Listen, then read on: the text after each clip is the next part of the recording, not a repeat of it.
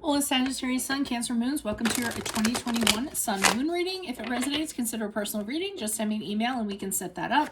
I'm doing these in order of request in the comments, so make sure you post yours up.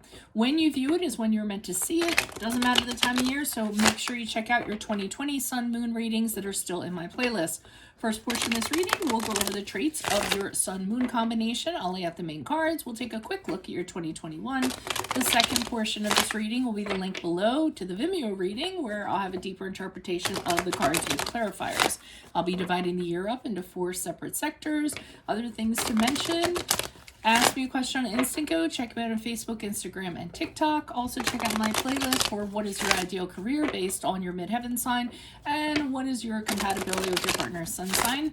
Like, share, subscribe, and or donate. Otherwise, let's get to the traits of your Sun-Moon combination. So, Sagittarius, Sun, Cancer, Moons. You're a scholar when it comes to learning from life's experiences and can adapt well to what it throws at you. Full of charisma, practical, and grateful, you can also be brutally honest and careless with others' feelings. It's important to recognize triggers when it comes to your temperamental nature. When you're emotional, you tend to go to extremes. In relationships, you can form close and intimate connections. It's necessary that you learn to get comfortable with being vulnerable in order to form them. You long to be appreciated and understood. When a heated discussion tends to be too much between yourself and a loved one, you close off and retreat. Your ideal partner is one who supports you in your dreams and is relaxed. In career, your asset is blending tangible solutions with abstract ideation. You do well in business because your intuition tips you off to people's needs.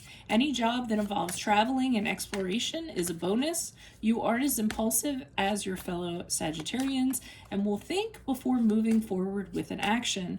You're very efficient if you don't get too caught up in the ideation phase. So, Holy Spirit Angels, Divine Guides, Universe, can you please provide your truth, your wisdom, your clarity, and your insight for Sagittarius, Sun, Cancer, Moons for the year 2021? What do you see? What do they need to know to reach their higher ground, become closer to the universe and closer to divine for their greater good? Any messages you have for Sagittarius, Sun, Cancer, Moons would be greatly appreciated, and we thank you for the year 2021.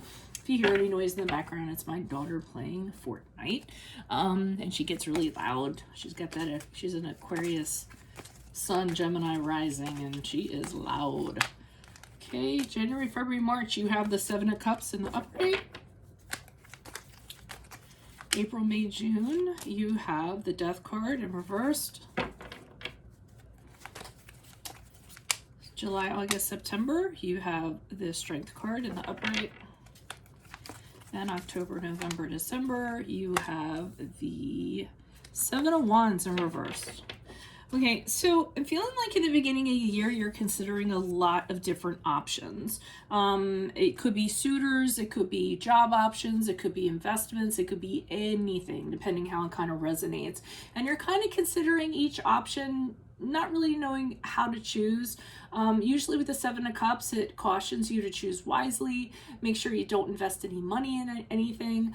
Make sure you research the offers so you know exactly kind of what you're getting into. So, you know, with all this stuff available to you that you're viewing, like a kid in a candy store, you know, that's great, but be careful the choice you make and make sure you do your homework in regards to what you choose. Now, interestingly enough, I see the Death card in reverse for April, May, June. So I feel like despite looking at these other options or considering other options, you actually end up going back to something, or you don't kind of move forward with any of these options. Part of it might be you're resistant to change.